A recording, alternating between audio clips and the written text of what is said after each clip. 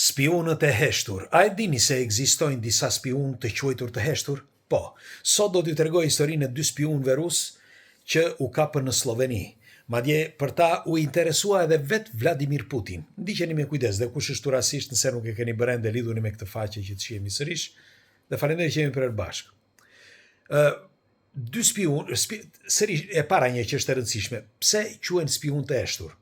Atëre gjithë bota ka spion, por disa quhen spion të heshtur dhe kjo lindi, kjo teknik lindi aty nga fillimi i shekullit 20, sepse në pas viteve 1900 ca, menduan disa shërbime sekrete që ishte mënyra më thjesht për të infiltruar disa qytetar të një vendi. Po si infiltrojnë?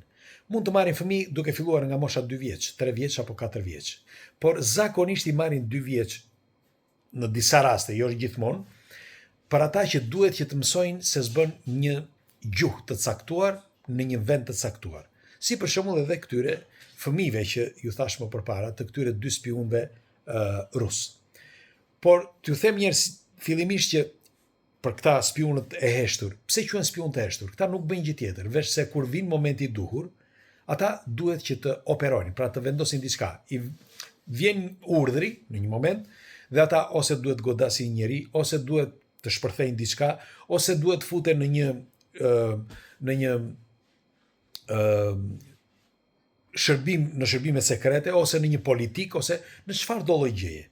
Dhe disa prej tyre kanë një qëllim të caktuar, por qëllimi vendoset vetëm në momentin e duhur. Për shembull, do ta them sepse është shumë e rëndësishme. Ka patur raste që nëse një spion i heshtur është i dashur që të aktivizohet, e kanë aktivizuar duke i thënë që të marri, të japi të drejtën një generali, për shembull, që të vendos diçka. Për shembull, është dikush për shembull që punon me me raketat. Dhe një raket duhet të shkojë në një drejtim të caktuar, dhe ajo raket nuk duhet që të shpërthej. Atëherë çfarë ndodh? Nëse nuk duhet të shpërthej, dhe shërbimet sekrete në këtë rast që janë rus, për shembull, kanë vendosur një spion të heshtur që është aty që kur është i vogël, ka mësuar gjuhën, është tamam si kur të jetë amerikan, për shembull, dhe është në politik. Dhe është futur në një rang politike që ai mund të japi urdhra për diçka. Dhe në këtë rast jep urdhër një generali, që i thot, shiko, duhet të shkosh në filan vend që të hedhësh këtë bombën, për shembull, sepse e vendosi qeveria. Dhe mirë po ky e ka në dorë që t'jap urdhin përfundimtar. Dhe pastaj ai që shkon nuk duhet të shpërthej, i kanë thënë që nuk duhet të shpërthej, por ai dha urdhrin. Dhe ai është në rregull, për shtetin është në rregull, për shtetin ku gjendet. Por edhe për ta mbuluar atë, por njëkohësisht ky tjetri që bëri që mos të shpërthej, edhe ky është spion, po është i spion i heshtur, por ja ka dhënë ai të drejtën.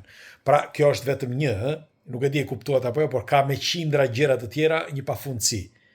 Ndonjëherë edhe për fizikën, për nuklearet, për anijet kozmike, për politik normale, ndonjëherë edhe profesor, ndonjëherë edhe doktora, ndonjëherë për çdo gjë. Pra këta quhen spionët e heshtur që i përdorin në momentin e caktuar, por që heshtin, rrinë në heshtje, deri kur vjen momenti i urdhrit. Dhe ku japin urdhër, ata duhet të vendosin, duhet të bëjnë atë aksion që i kanë dhënë. Pra këta janë spionët e heshtur. Tani çfarë kishte ndodhur me spionët e heshtur këta që kapën? Ishin 2 spion, këta burrë e grua, dhe kishin shkuar me fjalë ata në Argjentinë fillimisht. Pastaj nga Argjentina, me fëmijët që kishin, tani nuk dihet nëse janë fëmijët e tyre ose jo, ndoshta kanë ADN të kombinuar brenda që të njihen gjë sikur janë fëmijët e tyre, por kjo nuk dihet sepse nuk bën asnjë test. Testi ishte vetëm gjë ishte që i zbuluan që këta ishin spion, por do t'ju them tani.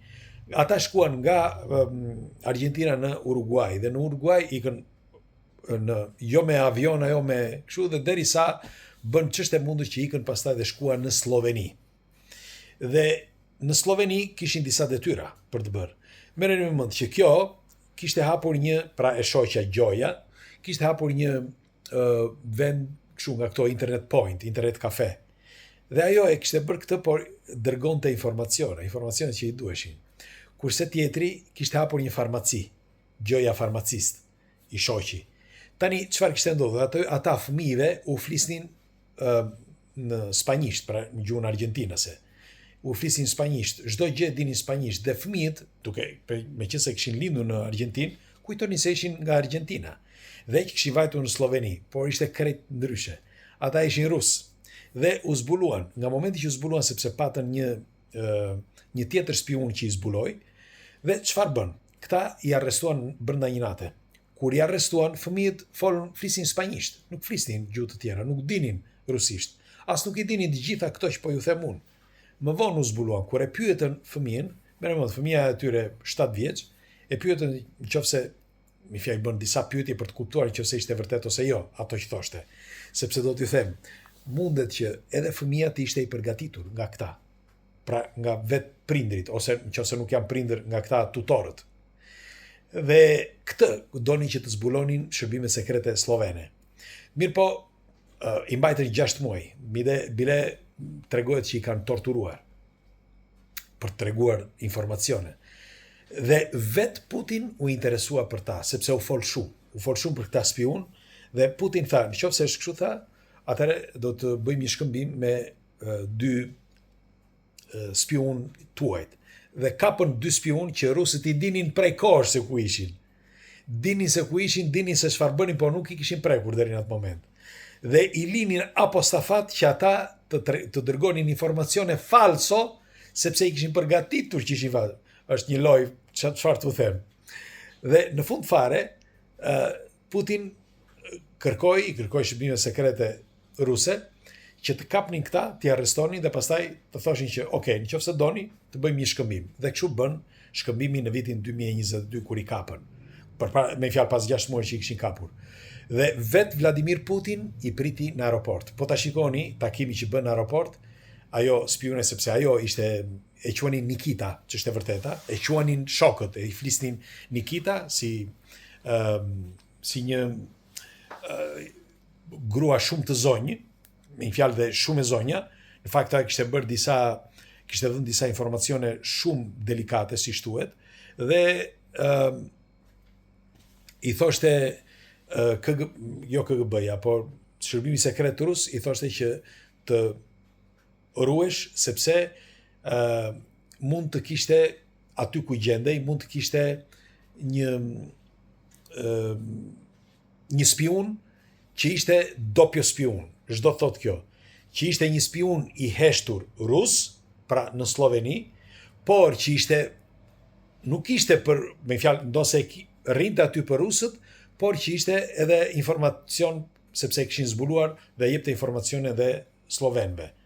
E di që është komplekse, por ndonjëherë kur zbulohet në një spiun dhe e kapin, për shembull, ka disa që kanë familje, sepse rrinë aty, kohë të gjatë, bëjnë fëmijë, janë të tyre të vërtet, dhe kur i kapin pastaj i thonë ata ose ti, ose na trego të vërtet, ose ta heqim qafë fëmijën, dhe janë të detyruar ndonjëherë.